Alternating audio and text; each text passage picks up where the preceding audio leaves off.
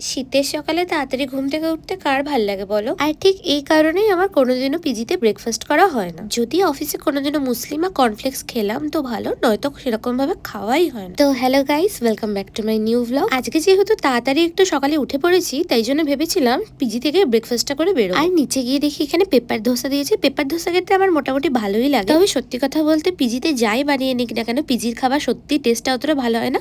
তারপর আমার মুখ দেখেই বুঝতে পারছি এটা চলে যাওয়ার মতো। তাড়াতাড়ি করে খাওয়া দাওয়া করে অফিস চলে গেছিলাম। অফিস থেকে এসে একটু বিকেলবেলা আমরা বেরিয়েছিলাম। আর অফিসের কোনো ক্লিপ তোমাদেরকে দেখাচ্ছি না, কারণ রোজ কি একই ক্লিপ দেখাবো, তার থেকে অন্য কিছু দেখায়। আর এই দেখো, এখানে আমরা সংসার সেন্টারে এসেছিলাম লেবু কিনতে। আসলে মাথায় এত খুশকি হচ্ছে আজকাল, আর সত্যি কথা বলতে এই লেবু ইউজ করে একটু খুশকি যায়নি। গাইস কি সুন্দর একটা চামচ দিয়েছে, স্টিলের পুরো খেলনা বাটির চামচ এইটার সাথে, কি সুন্দর।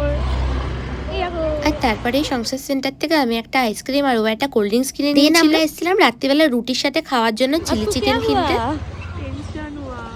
क्यों टेंशन हो रहा है? एग्जाम के लिए। তোর এক্সামের টেনশন? একটু মুখটা দেখি ভালো করে দেখ।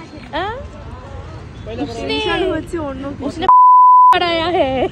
পোস্ট করবে না এগুলোকে, পাগল।